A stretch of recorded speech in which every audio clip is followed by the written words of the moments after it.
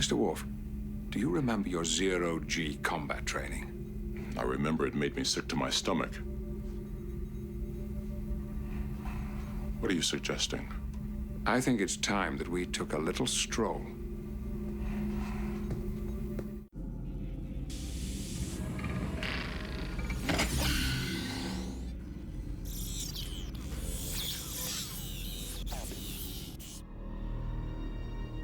Joe Musso is a very big name in motion picture industry. He did all the storyboards for that particular scene. I think he did probably 15, 20 different versions of those boards. I think he spent his whole first contact days boarding that scene.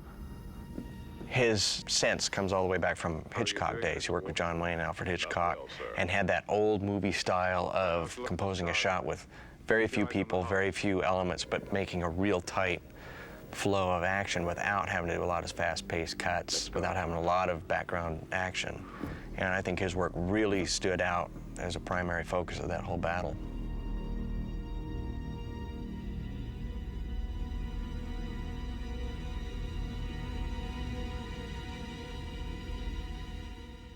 There was a scene where Worf was primarily bat'leth bound, fighting people with his bat'leth, and it funneled down to a smaller blade, which Dan Curry had designed, because there's no way to hide the bat'leth behind your back to do the revealing cut. So that's where they came up with that smaller single blade piece that he'd carry in his belt. So once he gets into the jeopardy of his air getting out of his suit, he can chop off the Borg's arm and use his cords to pretty much make a tourniquet out of it to stop the airflow. The deflector array was a very big part of the ship, and so we really did a lot of work on that particular part of the ship, especially when we were doing the design of the overall ship. At one point, we were going to build a full-size set that would mimic the bottom of the Enterprise with the giant saucer in it. In the long run, we just built kind of the deflector dish area, and everything else would be an optical. It was an effect that ILM came up with. They said, you don't need to do that much construction-wise. We can do it with miniatures and optically add the backgrounds in.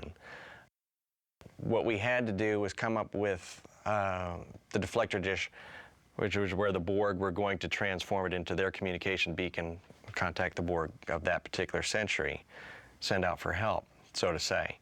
And we came up with a whole bunch of different ideas on how that would be designed so it could be attacked without destroying the whole ship. At one point, Picard was going to get into a phaser bank array, rearranged manually a phaser that would come up and they were going to fire back and destroy it.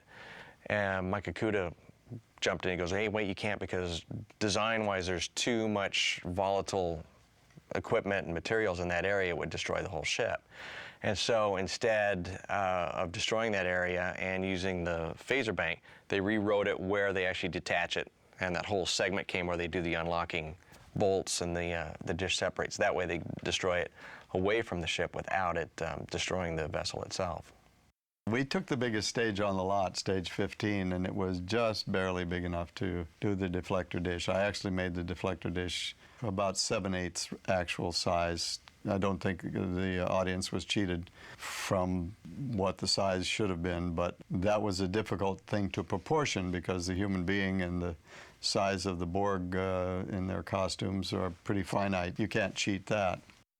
That whole set was made of plastic and with lights inside it, and had to do a lot of different things, including separate. The center section had to separate and float off into the air. And the first part of that floating was done about, I would say, about 20 feet of the actual rise was done physically with the Borg actors on it and the piece actually leaving the base that it's mounted to and going up toward the stars.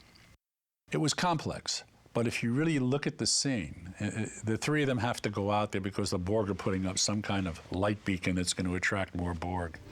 There were about 8 Borg out there. We built this on stage 15. It was a huge disc, a huge disc.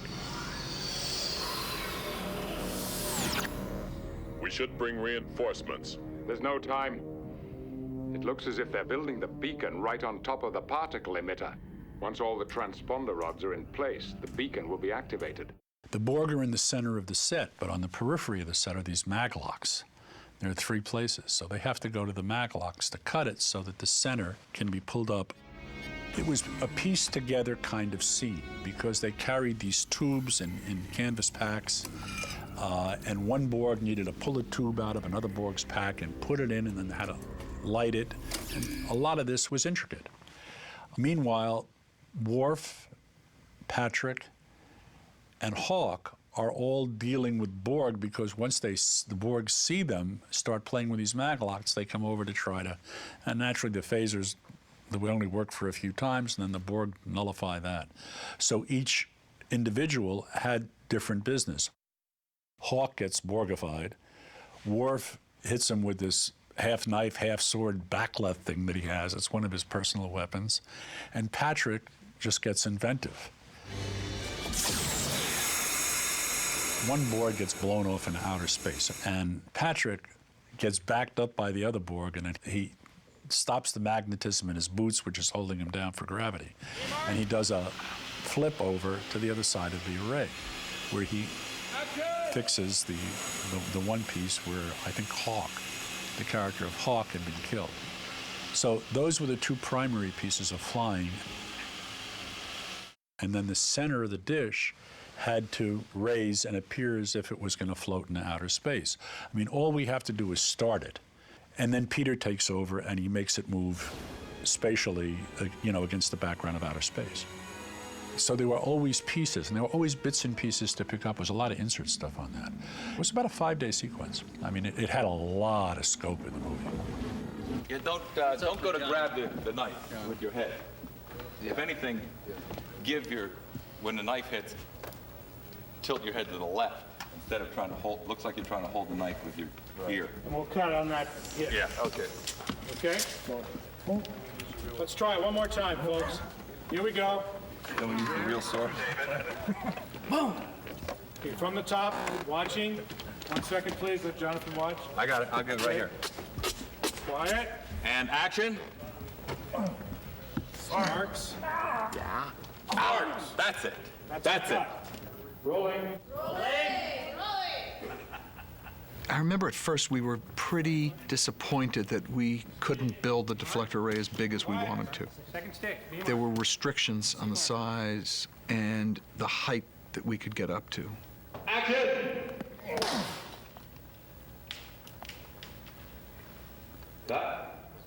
We were bummed out a little bit because it wasn't as big as we wanted it to be. So we went through a few days of being a little bit depressed. I remember Jonathan and I were kicking a lot of sandbags around the stage for a little while. B mark. C marker. Action.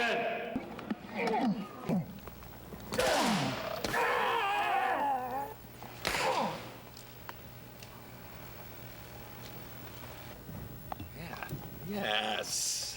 Yes. And then we just had a lot of people on wires. There was a lot of flying going on.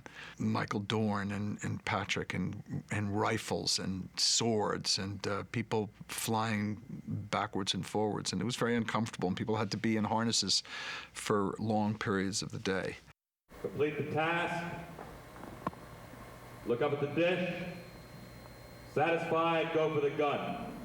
Patrick and Michael and a number of people. The actor that played Hawk, Neil McDonough, who's really had a great career since. He was in Minority Report, Steven Spielberg's movie, and he's on this Paramount television series now, medical investigation show.